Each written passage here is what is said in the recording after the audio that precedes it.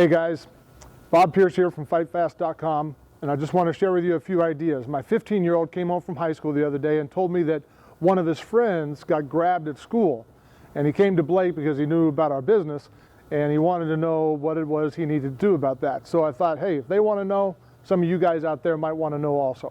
Quick announcement, I've got some brutal fight-ending moves that YouTube won't allow on their platform. They're pretty ugly, but you're going to want to know these. It's yours for free from the link in the description below. Okay, back to our video. First and foremost, I want to say this about grabs. If a guy is grabbing you, it's more of a pride issue, kind of a schoolyard type of fight, because if a guy's grabbing you, he's not really going after the idea of taking you out instantly. He's still making a decision about that because he's grabbing you and he's not getting more violent than that.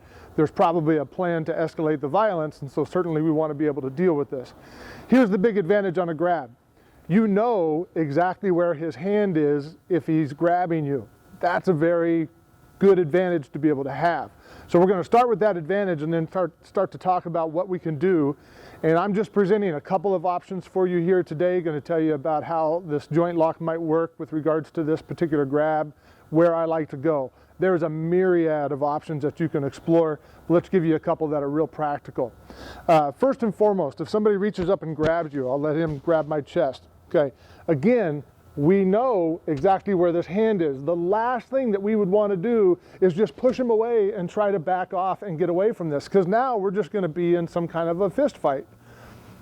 Your skills against his skills, whoever's got the best might end up winning. Right here, he's been stupid enough, foolish enough in my opinion, to be able to tell you this is where this hand is. It's right here on your body. I've got all of my tools at my disposal. So if I want to deal with this, here's the two principles. Always use your opposite arm. There are some things you can do from here. We'll talk about those in other tapes. I like to use the opposite arm. If he's grabbing me on my left shoulder, I want to use my right hand and I want to come over the top and secure his hand to my body. That's a key point of it, secure his hand to my body.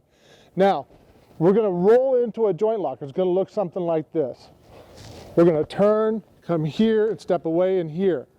Now, there's some things that make that happen. It's a very simple move.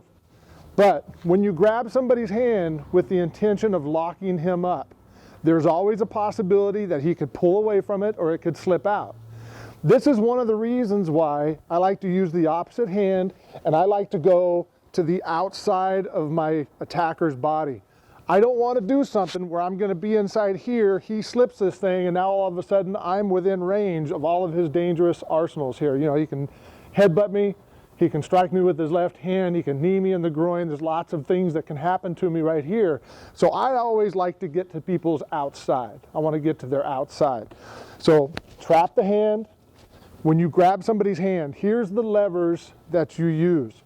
These three fingers, almost like you were a penguin or a flipper or something, these three fingers are glued together, and your thumb. Leave this finger out of it. This is a weak grip between your index finger and your thumb. Very, very weak, very, very strong. Just from the sense of leverage, the more distance you have from a fulcrum, this being the fulcrum near the thumb, that's going to give you more strength. When you go to grab somebody, you're grabbing their hand, you want to take those three fingers and you want to be curling it around that little pad that's on the outside of their hand here, or you can do just the opposite here, where you're grabbing it around this pad right here. So when he reaches up and he grabs me, when I grab his hand and trap it to it, I may not have a good grip over here yet, but I've got it secured against me, and what I'm going to do is step back to be able to elongate his arm, and I'm going to twist it and come into this position. Now, when I do this, I've got both these fingers here and both these three fingers here, I should say these few fingers.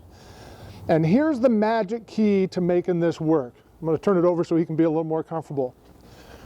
When you have this grip on the hands, whether you've got it with one hand, or you've got it with this hand, or you've got it with both hands, the key to making this work is this magic knuckle right here. This finger bone, phalange, that goes all the way up and through, these aren't going to do much of anything. You can grab hold here and you can do all kinds of stuff with these two knuckles, not going to create a lot of discomfort. Same thing on this side with the index finger knuckle, not going to do a whole lot. But when you roll that over and you've got a hold of this finger, this thing right here, and you put a good grip here and you put a little pressure there, you're going to make them dance. And it doesn't take very much to be able to do it. That's the magic knuckle. So let's start from the top here and just make sure we summarize what we're talking about. You want to get to his outside. He's been dumb enough to grab you and he's told you where it's at. Opposite hand, trap the hand.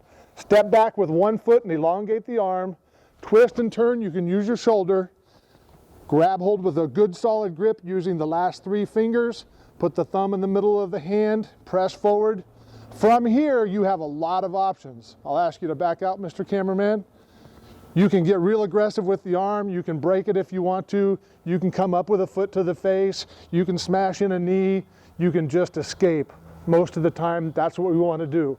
We're not trying to inflict permanent damage most of the time. We just want to get out of danger. You got an opportunity to escape, take it and go. Hey, I hope you learned something from this video. Remember to click on the link in the description to get access to those free lethal fight ending video lessons before it's too late. Thanks for watching our video lessons here at TRS Direct. Hit the like button down below and consider subscribing to our channel here on YouTube. Hit the bell icon and we'll send you a notification when there's a new lesson available. Thanks again for watching.